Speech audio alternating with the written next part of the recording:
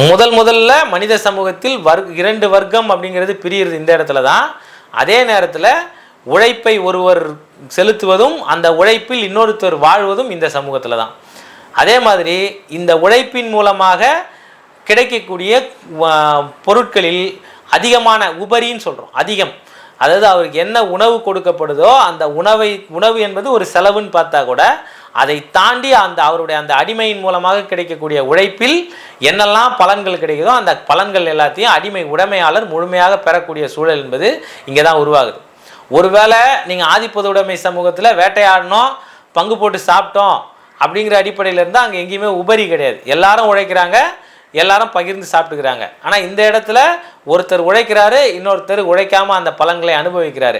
உழைக்காமல் ஒருத்தர் பலனை அனுபவிக்கிறாருன்னா உழைப்பவருக்கு கிடைக்க வேண்டியது கிடைக்காமல் அவருக்கு ரொம்ப கம்மியாகவும் மிச்சம் இருக்கிற எல்லா பொருளும் உழைக்காமல் இருப்பவருக்கு போய் சேருகிற அந்த உபரி என்பது இந்த நிலையில் உருவாகுது. ஒருவேளை இந்த உபரின்னு ஒன்று இல்லைன்னா மனித சமூகத்தில் இந்த அடிமை சமூகம்னோ அடுத்தடுத்த சமூக வளர்ச்சி என்பது இல்லாமல் கூட போயிருக்கும். அடிமை சமூகத்தில் அந்த அடிமை கூட்டத்தை பராமரிப்பதற்கான அடியாள் தேவைப்பட்டாங்க.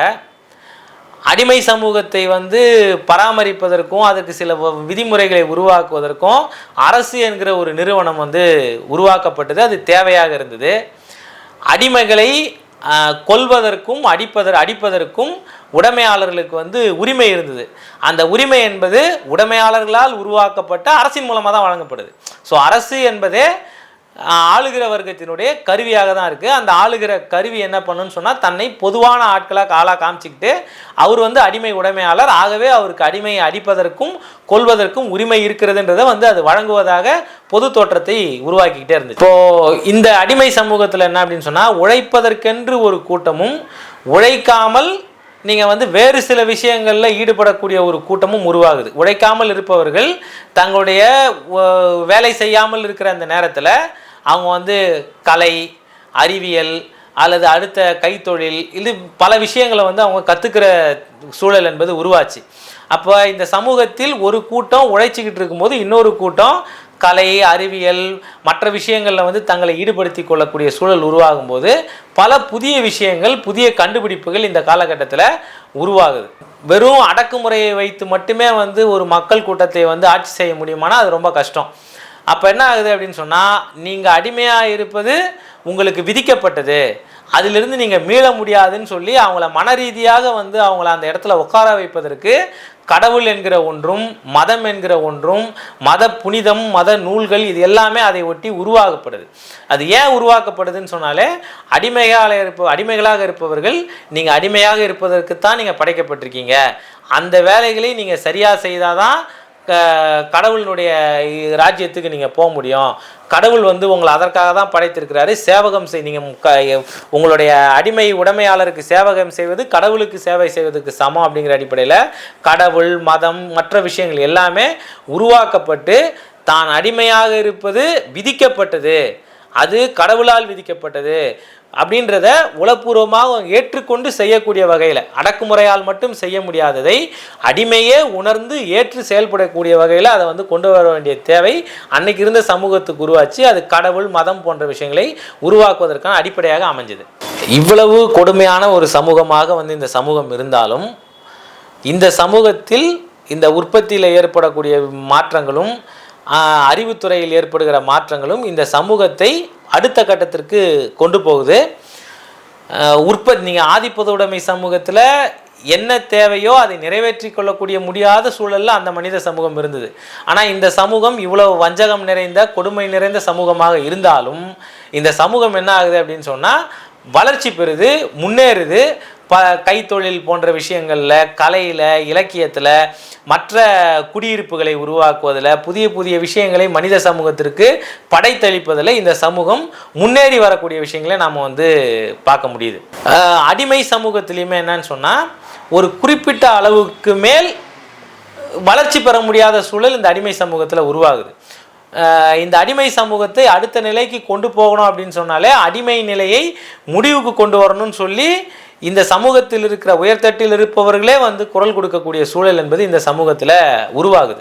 உற்பத்தி கருவிகள் இந்த காலகட்டத்தில் வளருது, உற்பத்தி உயருது, அடக்குமுறைகள் அதிகமாகுது, அடிமைகளை கொடுமைப்படுத்தக்கூடிய சூழல் உயருது. ஏன்னா நீங்கள் அடிமைகளை கொடுமைப்படுத்தி அடக்குமுறைக்கு உட்படுத்தி அவங்ககிட்ட இருந்து உற்பத்தியை வாங்கினா தான் உற்பத்தி ஜாஸ்தி ஆகுது. அப்போ அது நடக்கும்போது அடிமைகள் அந்த கொடுமைகளை ஒரு கட்டத்திற்கு மேல் தாங்கிக் கொள்ள முடியாத சூழலும் உருவாகுது. இந்த சமூகத்தில் இருக்கிற இன்னொரு பிரிவினர் இந்த சமூகத்தில் இருக்கிற அடிமை முறையை ஒழித்தால்தான் இது அடுத்த கட்டத்துக்கு வளர்ச்சி பெறும், தாங்கள் உற்பத்தி செய்து இருக்கிற பொருளை விநியோகம் செய்வதற்கான பரப்பை வந்து விரிவுபடுத்துறதுக்கும் உதவும்னு நினைக்கிறாங்க. ஸோ அந்த அடிப்படையில் அடிமைகளுடைய கழகமும் ஆண்டைகளாக இருக்கிற அல்லது அடிமை உடைமையாளராக இருக்கிறவர்கள் குழுவில் ஏற்படக்கூடிய புதிய கருத்து நிலைகளும் அடிமை சமூகத்தை முடிவுக்கு கொண்டு வர வேண்டிய கட்டாயத்திற்கு தள்ளுது. ஸோ இந்த அழுத்தத்தின் காரணமாக அடிமை முறையை முடிவுக்கு கொண்டு வந்து இந்த உற்பத்தியின் பரப்பையும் உற்பத்தி செய்யப்பட்ட பொருட்களின் விநியோக பரப்பையும் விரிவாக்க வேண்டிய கட்டாயம் அடிமை சமூகத்திற்கு வந்து அந்த அடிமை சமுதாயத்திற்கு வந்து உருவாகுது. அதன் நிலையிலிருந்து இது அடுத்த கட்டத்திற்கு போகுது. அடுத்த கட்டத்திற்கு போகும்போது அடிமைகள் இனிமேல் அடிமைகளாக இல்லாமல் சுதந்திர மனிதர்களாக இருக்கலான்ற ஒரு நிலைக்கு வந்து அவங்க கொண்டு போகிறாங்க. அந்த நிலை தான் நிலப்பிரபுத்துவ சமூகமாக வளர்ச்சி பெறுது. இங்கே அடிமை உடைமையாளர்களாக இருந்தவர்கள் நிலப்பிரபுக்களாக மாறுறாங்க, இங்கே அடிமைகளாக இருந்தவர்கள் விவசாய கூலிகளாக வந்து மாறுறாங்க. அவங்களுக்கென்று ஒரு ரொம்ப சின்ன ஒரு விவசாய நிலமும் நிலப்பிரபுக்களின் நிலத்தில் இலவச உழைப்பும் செலுத்த வேண்டிய கட்டாயமாக நிலப்பிரபுத்துவ சமூகமாக அது வந்து வளர்ச்சி பெறும். அடிமை சமூகத்தில் இறுதி கட்டத்தில் அடிமை உடைமையாளர்கள் நிலப்பிரபுக்களாகவும் அடிமைகளாக இருந்தவர்கள் விவசாய கூலிகளாகவும் சிறு நிலங்களில் விவசாயம் செய்பவர்களாகவும் வந்து வளர்கிறாங்க. அப்படி வளரும்போது நிலப்பிரபுக்களுக்கிடம் இருக்கிற அந்த பெரிய நிலத்தில் இவங்க பல மணி நேரம் இலவச உழைப்பை செலுத்த வேண்டிய கட்டாயம் ஏற்படுது. 1.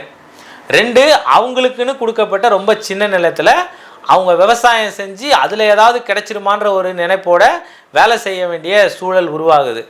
3, அடிமை சமூகத்தில் அடிமையினுடைய குழந்தை அடிமை உடைமையாளருக்கு சொந்தம்.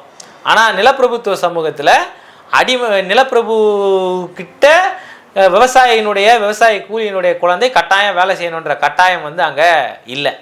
ஸோ அடுத்து என்ன உருவாகுதுன்னு சொன்னால் விவசாயிகளுடைய குழந்தைகள் விவசாய கூலிகளுடைய குழந்தைகள் அவங்க தங்களுடைய விருப்பத்தின் அடிப்படையில் விவசாயம் இல்லாத வேறு சில வேலைகளில் கைத்தொழிலில் பட்டறை தொழில்களில் அவங்க போய் செய்வதற்கான சூழல் இந்த இடத்துல வந்து உருவாகுது.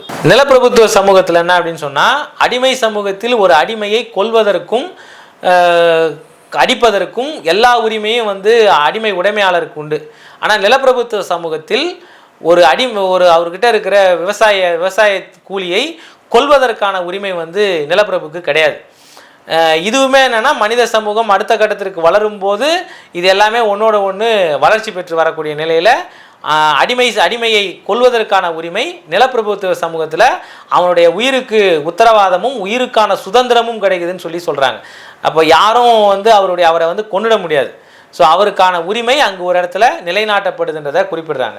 இந்த நிலப்பிரபுத்துவ சமூகத்தில் தான் என்ன அப்படின்னு சொன்னால் மன்னர்கள் மாமன்னர்களாகவும் முடிமன்னர்களாகவும் சாம்ராஜ்யத்தை வந்து நிர்வகிக்கக்கூடியவர்களாகவும் வந்து வளர்ச்சி பெறுறாங்க. அதே நேரத்தில் விவசாய குடிகள் அதே மாதிரி கைத்தொழில் செய்பவர்கள் பட்டறை தொழிலாளர்கள்னு சொல்லி வேறு சில தொழில்கள் வந்து இந்த காலகட்டத்தில் உருவாகுது. விவசாயத்தில் உற்பத்தி ஆகக்கூடிய பொருட்களையும் பட்டறையில் உருவாகக்கூடிய பொருட்களையும் கைத்தொழிலில் உருவாகக்கூடிய பொருட்களையும் எடுத்து விநியோகம் செய்து விற்பதற்கு அப்படின்னு சொல்லிட்டு வந்து ஒரு தனி கூட்டம் வணிகர்கள் கூட்டம் வந்து உருவாகுது. இப்போ உற்பத்தி செய்வதற்கான விவசாயத்திற்கே நீங்கள் வந்து பல உற்பத்தி கருவிகள் செய்ய வேண்டியது இருக்கும். இப்போ அந்த உற்பத்தி கருவிகள் செய்யக்கூடிய இடத்துல விவசாயியாக இருக்கிறவருடைய பிள்ளைகள் போய் வேலை செய்ய ஆரம்பிக்கிறாங்க. அதே மாதிரி என்னென்னா கைத்தொழில் மூலமாக உற்பத்தி செய்யக்கூடிய பொருட்கள் அதிகமான தேவைகள் வந்து உருவாகும் போது அது அடுத்த கட்டத்திற்கு வந்து கொண்டு போகணும், தொழில்நுட்பத்தை வளர்க்கணுன்ற நிர்பந்தம் உருவாகுது. ஆனால் தொழில்நுட்பத்தை வளர்ப்பதற்கும் அதை விரிவாக்கம் செய்வதற்கும் அந்த பட்டறையை வைத்து நடத்தி கொண்டிருந்தவர்களுக்கு வந்து போதுமான பணம் இல்லாத ஒரு சூழல் இருக்குது. அப்போ அந்த காலகட்டத்தில் என்ன பண்ணாங்கன்னா வணிகத்தின் மூலமாக கிடைத்த பணத்தை வணிகர்கள் என்ன பண்ணுறாங்கன்னா அந்த பட்டறை தொழிலையும் கைத்தொழிலையும் முதலீடு செய்கிறாங்க. இந்த முதலீடு அடுத்த கட்ட வளர்ச்சியை வந்து அந்த சமூகத்தில் உருவாக்குது. வர்த்தகம் செய்வதற்குன்னு சொல்லி போக்குவரத்தை வந்து கொண்டு வர வேண்டியது இருக்குது. பண்ட மாற்று முறை மூலமாக மட்டுமே வர்த்தகம் செய்ய முடியாது. ஏன்னா ஒரு பொருளை கொடுத்து இன்னொரு பொருளை வாங்கணும் போது அந்த பொருளை வச்சுருவருக்கு இந்த பொருள் தேவைன்னா மட்டும்தான் வந்து அதை வாங்க முடியும். அப்போ அந்த பொருளை வாங்கக்கூடிய தேவை எனக்கு இருந்தால் தான் இந்த பொருளை நான் விற்பேன். ஸோ அப்போ என்னன்னா அதற்குன்னு ஒரு நாணயத்தை உருவாக்கி ஒரு மன்னர்களின் பேர்லேயோ அவருடைய முத்திரையிலையோ நாணயங்கள் இதை உருவாக்க வேண்டிய நிர்பந்தம் என்பது ஏற்பட்டுச்சு. அதன் மூலமாக வணிகம் வந்து விரிந்து பறந்து வளரக்கூடிய சூழலும் வந்து உருவாச்சு. இப்போ இந்த நிலையில் என்னென்னா நாம் சொன்ன மாதிரி பொருள் உற்பத்தியில் ஏற்படுகிற மாற்றமும் அதை வந்து விநியோகம் செய்வதில் ஏற்படுகிற மாற்றமும் சமூகத்தை அடுத்த நிலைக்கு நாம் வந்து கொண்டு போகுதுன்னு நம்ம வந்து பார்த்தோம். அந்த அடிப்படையில் இந்த சமூகத்தினுடைய வளர்ச்சி அப்படின்னு சொல்கிறது என்னன்னு சொன்னால் உற்பத்தியில் மாற்றங்கள் ஏற்படுது, புதிய கருவிகள் உருவாகுது, புதிய தொழில்நுட்பங்கள் வந்து உள்ளே புகுத்தப்படும் போது வளர்ச்சி கூடுதலாகிறது. நீராவி எந்திரங்கள், போக்குவரத்து இதெல்லாம் என்ன அப்படின்னு சொன்னால் உற்பத்தியை அதிகப்படுத்துவதற்கான ஒரு உத்வேகத்தை வந்து அந்த சமூகத்தில் கொடுக்குது. இந்த நிலையில் தான் என்ன அப்படின்னு சொன்னால் இந்த உற்பத்தியை அதிகப்படுத்துகிற போது உற்பத்தியில் முதலீடு செய்பவர்களும் அதன் மூலமாக கிடைக்கக்கூடிய லாபத்தால் வளர்ந்தவர்களும் ஒரு புதிய வர்க்கமாக வந்து உருவெடுக்கிறாங்க, முதலாளித்துவ வர்க்கமாக வந்து அது வளருது. அப்போ பழைய விவசாயம் அது சார்ந்திருந்த நிலப்பிரபுத்துவ வர்க்கமும் புதுசாக இந்த தொழில்நுட்ப வளர்ச்சியின் மூலமாக மற்ற விஷயங்கள் மூலமாக வளர்ச்சி பெற்ற முதலாளித்துவ வர்க்கத்திற்கும் இடையே ஒரு மோதல் ஏற்படுது. பழைய நிலப்பிரபுத்துவ சமூகமாகவே இருந்தால் உற்பத்தி இன்னும் வந்து வளர்ச்சி அடையாது, இந்த உற்பத்தியை இன்னும் பல இடத்துக்கு கொண்டு போவதற்கான சாத்தியம் இருக்காது. ஆகவே பழைய நிலப்பிரபுத்துவ முறையை, மன்னராட்சி முறையை முடிவுக்கு கொண்டு வர வேண்டிய கட்டாயம் நிலப்பிரபுத்துவ சமூகத்தினுடைய இந்த வளர்ச்சி வந்து உருவாகுது. இந்த இடத்துல என்ன வருது அப்படின்னு சொன்னால் எப்படி வந்து அடிமை சமூகத்தில் அடிமையாகவே இருக்கக்கூடிய சூழல் ஒழியணும்னு சொல்கிறோமோ அதே மாதிரி நிலப்பிரபுத்துவ சமூகத்தில் நீங்கள் வந்து ரொம்ப அடக்குமுறையின் மூலமாக ஒடுக்குதலின் மூலமாக நீங்கள் வந்து இந்த மக்கள் கூட்டத்தை வைத்திருக்கக்கூடாது, ஜனநாயக பரவல் இருக்கணும், மக்கள் வந்து ரொம்ப ஃப்ரீயாக வெளியில் போவதற்கான ஏற்பாடுகளை அவங்களுடைய தொழில்நுட்பத்தை வளர்த்தும் அவங்களுடைய பிள்ளைகள் அடுத்தடுத்த இடத்துக்கு போக வேண்டிய சூழல் உருவாகணுன்ற நிர்பந்தத்தை புதிதாக உருவாகின அந்த முதலாளித்துவ வர்க்கம் நிர்பந்தப்படுத்துது. எப்படி வந்து அடிமை சமூகத்தில் கலகம் உருவானதோ அதே போல் நிலப்பிரபுத்துவ சமூகத்தில் இங்கேயும் வந்து என்னென்னா புதிதாக உருவான முதலாளித்துவ சமூகம் அங்கிருந்த விவசாய வர்க்கத்தை திரட்டி ஒரு மிகப்பெரிய போராட்டத்தை நிலப்பிரபுத்துவத்திற்கு எதிராகவும் மன்னராட்சிக்கு எதிராகவும் ஜனநாயக கோரிக்கைகளோடு முன்வைத்து அவங்க வந்து முன்னெடுக்கிறாங்க. இந்த இடத்துல தான் என்னன்னு சொன்னால் புதிய தத்துவங்கள், முதலாளித்துவத்திற்கான தத்துவங்கள் என்பது வளருது. இந்த தத்துவங்களின்பால் அடுத்த கட்ட தலைமுறை வந்து முழுமையாக வந்து இந்த தத்துவத்தின்பால் ஈர்க்கப்பட்டு அடுத்த கட்ட தலைமுறை பழைய நிலப்பிரபுத்துவத்திற்கு எதிரான கோரிக்கைகளையும் நிலப்பிரபுத்தை ஒழிக்குவதற்கான போராட்டங்களையும் வந்து அவங்க முன்னெடுக்கிறாங்க. ஸோ இந்த அடிப்படையில் நிலப்பிரபுத்துவ முறையினுடைய இறுதி கட்டத்தில் ஏற்பட்ட பொருளாதார வளர்ச்சியும் அந்த பொருளாதார வளர்ச்சியினுடைய விநியோகத்திற்கான அடுத்த கட்ட நகர்வுமாக ஒரு முதலாளித்துவ சமூக அமைப்பு உருவாகுது.